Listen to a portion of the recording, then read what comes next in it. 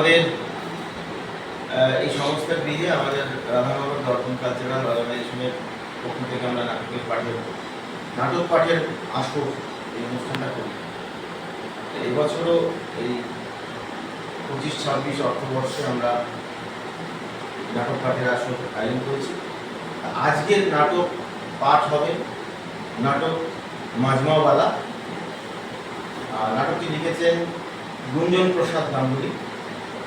যেহেতু নাটককার আজকে এখানে উপস্থিত হতে পারেননি, সেহেতু আমাদের দলের অন্যতম সদস্য বিশ্বনাথ মজুমদার আজকে এই নাটকটি পাঠ করে আমাদের এখানে শোনাচ্ছে।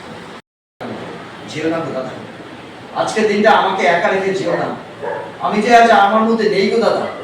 যে কোনো মুহূর্তে যা কিছু ঘটতে পারে, তখন তোমার আফসোস হবে কিন্তু। ভাববে কেন আমি এই অবস্থায় মারবো এক জুতোর বাড়ি। মাদর ছেলে ব্ল্যাকমেল করছে আমাকে। ব্ল্যাকমেল না গো দাদা, বিশ্বাস হয়। আজ আমার মনের অবস্থা সত্যি এমন ধারাবো। চল, এই আমি বসলাম। কি হয়েছে বল? গত 3 দিন ধরে কাজে যেতে পারিনি বৃষ্টির জন্য। হাত একদম খালি। আজ সকালে ওস্তাদের পায়ে ধরে বললাম, ওস্তাদ চলো কাজে চলো, নয়তো কাল ভাত জুটবে না। শালা উপুত হয়ে খেয়ে শুয়ে রইল, গেল না। শেষে আমি একাই ধাঁচা মাটি নিয়ে বেরিয়ে পড়লাম। কি নিয়ে? ধাঁচা মাটি মানে আমাদের কাজ করার জিনিস, সেটাকে বলা হয় ধাঁচা। যেমন ধরো লাইট, বক্স, মাইক, ব্যাটারি, এইসব। আর মাটি মটি মানে প্রোডাক্ট, মানে যেটা আমরা বেচি। তার তত জয় গান। দেখো না, যে নেতা যত ঢপ মারে তার তত বেশি মানুষ মানি করে। কিন্তু এত বড় বড় ঢপ মেরে যখন 2 আনার মাল 20 আনা বেচে, তখন তাদের দোষ নেই কেন? তারা তো সব নামিল মানিল। আমরা যখন সেই 2 আনার মাল একটু ঢপ মেরে 5 আনায় বেচি, তখন আমরা ওই ঢপ পাই। বলতে কষ্ট হয়ে গেল। আমার যদি একটা ছেলে থাকতো, সে হয়তো দুর্বয়সী হতো। তাই বলছি, এসব লাইন ছেড়ে দে, ভালো কিছু কর। কবে জন্মেছি, কেন জন্মেছি, কে যে মা কিছুই মনে পড়ে না। লোকের গালি লাথি আর ফেলা জিনিস খেয়ে বেড়ে উঠেছিলাম। কোথায় গান বাজলে এই সব ফেলে আমি সেখানে ছুটে পালাতাম। গান আমাকে চুম্বকের মতো টানতো। যখন খুব ছোট একটা হোটেলে বাসন মাজার কাজ করতাম। রেডিওতে গান বাজলে আমার কাজ উঠতো মাথায়। এর জন্য রোজ খিস্তি মারতো মালিক, খেলাতেও তো। একদিন এমন খেলালো, হয়তো মেরে পড়েই যেতাম।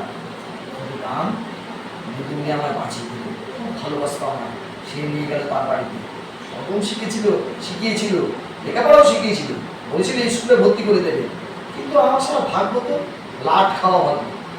হ্যাঁ রে, সে যদি তুমি দুম করে মরে গেল, তুই আমার রাস্তায় গান করে ভিক্ষে করতিস না?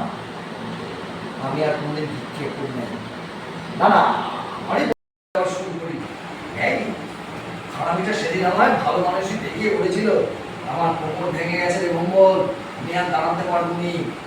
আমার কিরা ও টাকা তুই হাত দিবি নি, তুই কাজওয়ালা হতে পারবি, সেদিন ও টাকা দিয়ে আমি নিজে তোর জন্য ধাঁচা তৈরি করে দেবো। এতগুলো টাকা তোকে না বলে নিয়ে চলে গেল। ভালো করে বুঝে দেখেছিস তো? ভালো তোর হয়েছে। 5,000 টাকা বিক্রি করে একদম আনন্দ করে ওস্তাদের জন্য রাম এনেছিল। ভাবুন, রোজ বাংলা চুল্লু খায়, আজ না একটু বিলিতি খা। চিকেন কিনেছি, কষিয়ে রেঁধে ওস্তাদকে খাও বলে। কি আনন্দ করে করতে নাচতে এসেছিল। ঘরে ঢুকে দেখি আমার পটনাটা মেঝের উপর খেয়ে পড়া। তো ভেবেছিলাম নেশা উঠেছে বলে হয়তো ওখানে কিছু টাকা নিয়েছে। ওখানে দেখি তুই হচ্ছিস গিয়ে আমার বেটা, ওর টাকায় আমার সম্পূর্ণ অধিকার আছে। আমার এবারে নিজের সর্বনাশ করেও তোমার শান্তি হয়নি। এখন আমার একটা কোচি মেয়ে তুই সর্বনাশ করতে চাও? তুই আমার ভাবতেছিস আসলে তুই সবটা জানিস না। যখন সবটা শুনবি তখন বুঝতে পারবি তোর ওস্তাদ আসলে নিকুচি বেড়েছে সারা জানা। ওর জন্য মনে আসলাম আমি বেড়েই ফেলবো। মায়া, উনি আমার কোনো সর্বনাশ করেনি। মায়ের চিন্তা দাঁড়িয়ে মায়ের নিজের ব্যাগ ফেলে ছুটে এসে বিভিন্ন ভবনের মাঝখানে দাঁড়িয়ে যায়। আর করে ভবনের পায়ের কাছে বসে পড়ো। বিশ্বাস করুন, উনি আমার কোনো সর্বনাশ করেনি, বরং আমার সর্বনাশের হাত থেকে বাঁচিয়ে এনেছে। ওনার কোনো দোষ নেই, সব দোষ আমার কপালে।